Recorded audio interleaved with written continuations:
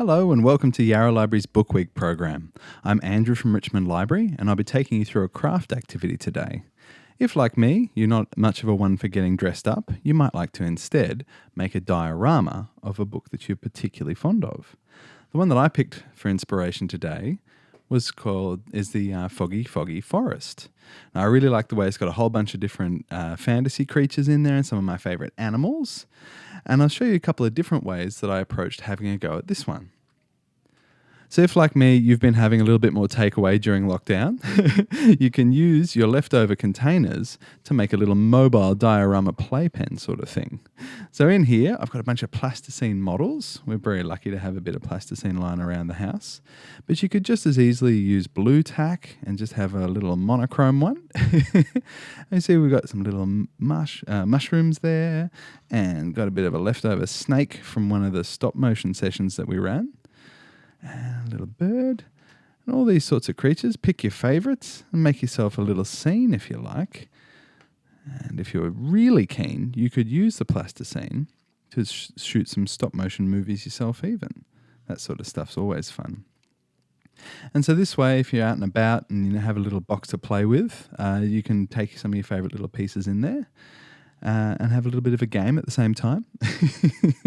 Or you can leave it set up. So I'd love to see what sort of creations you come up with inside your takeaway containers.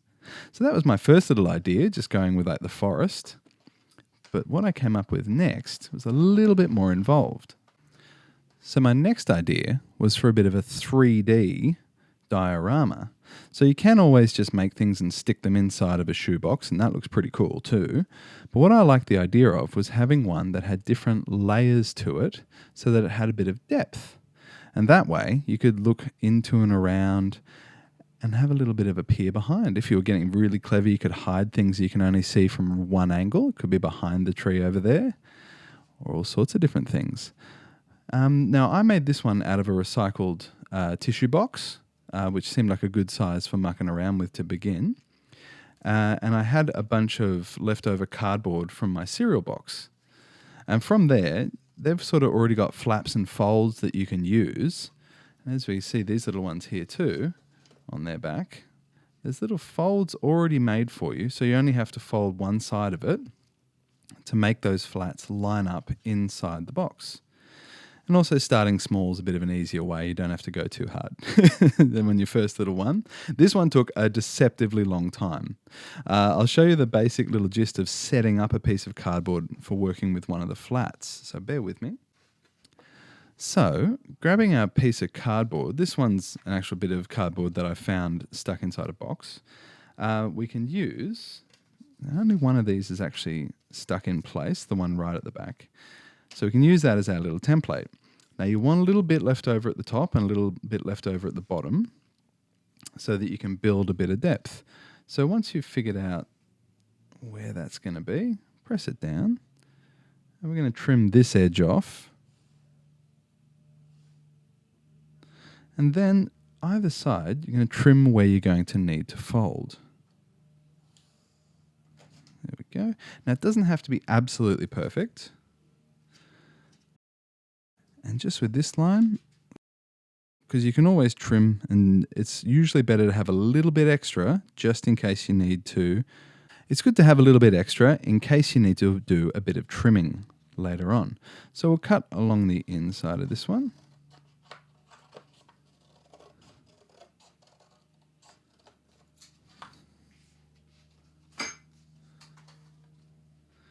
Then using your guides that you set and a nice sharp-edged ruler, you can set that down and fold and press and just bend that cardboard into shape. Now, if that's going to be a bit tricky for you, you can always get an adult to help. And as you decide how many flats you want, you can trim this off a little bit later if you need to.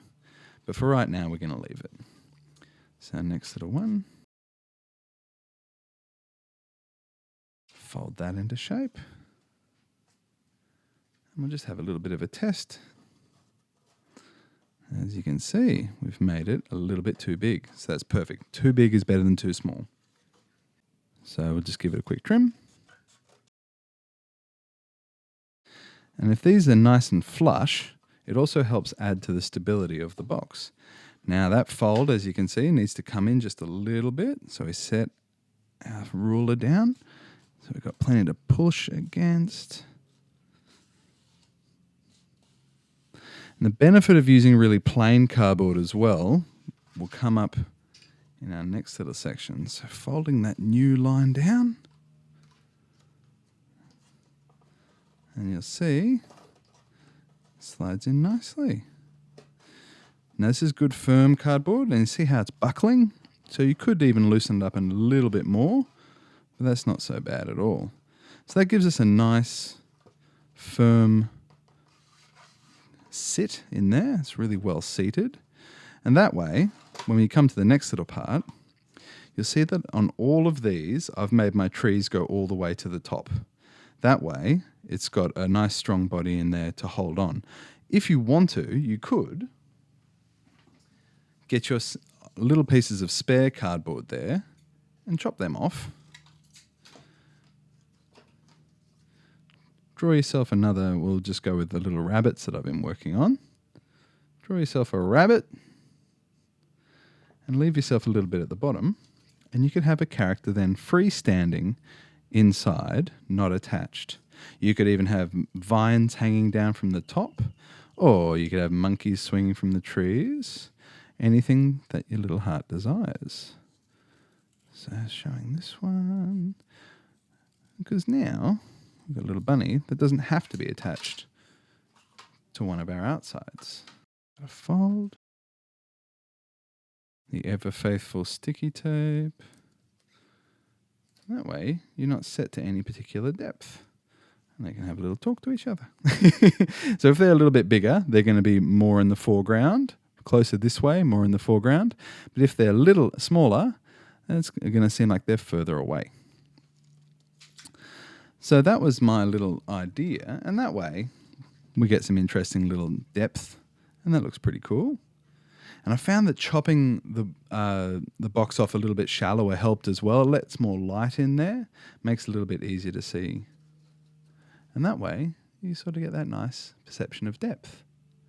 So that was a cute idea. And then obviously a nice background one can go in there as well. So that was fun. The last little step that I had on this one, because as you can see it is the foggy forest, was to try to work in some way to make it all silhouetted, that black and grey look. I found that with these colours it was sort of nice to have that option as well. And if you wanted to, you could colour these in black. And that way, when you turned it around, I just ran out of time for making this video. You'll have to excuse me. That way, it'll show up a little bit nicer. You won't see all the patterns and things. So starting from here, I have found to have the black, the silhouette behind the baking paper, which I've just cut to size, works a bit better because then the shadow gets cast onto the paper and not the light trying to cast. Yeah, it's just a stronger shadow. And that way, when we sit that guy in there, then we can drop another one of these in. And this time, I'm going to sticky tape it into place just to keep that depth happening.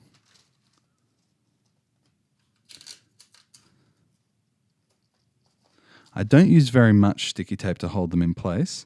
That way, if I need to move them later on, I don't have to worry too much. Alrighty. Here's our last little bit in there. Trying to get a nice little bit of, if it's touching, it's going to show a lot more shadow because it is changing up the amount of light in there pretty dramatically. And then our last little one in on top. And what we can do then, setting our other ones aside, is bring in our light. And you can see, oh, I might get some other shots of this one. Looks like a bit of a spooky forest in there. You can see our mysterious bunnies all hiding out. So that's one cute little idea that you might like to employ as well. Get yourself a bit of a foggy forest effect. I'd love to see what sort of stuff you come up with. Now, of course, designing these flats, I'll just go over that one last little bit. If you want to draw on here anything that you'd like to have come up, just take it all the way from the bottom up to the top. Can be a nice way to have. And you can always add more paper later, but you can't have taken less away, if you follow my meaning. So it's good to leave yourself plenty to work with so that you're not going to have any trouble later on. Because the thicker the joins at the top, the more secure it'll all be connected together. So chopping this inside part here can be a bit tricky. So this could be what you need to get a bit of help with from an adult. If you have a Stanley knife or anything like that, a safety box cutter, that sort of thing, now's the time to get you a big person to help you with that. But if you're old enough to have a go yourself, you can just punch through with the blade of a scissor, pressing down and pulling up. And that gets your little snip started. And from there, and this is why using nice heavy cardboard can be really useful. You can cut around this way. If you're doing really fine figures, you'd want to do this with a Stanley knife or a craft knife, something like that. But if not, go at it with the scissors.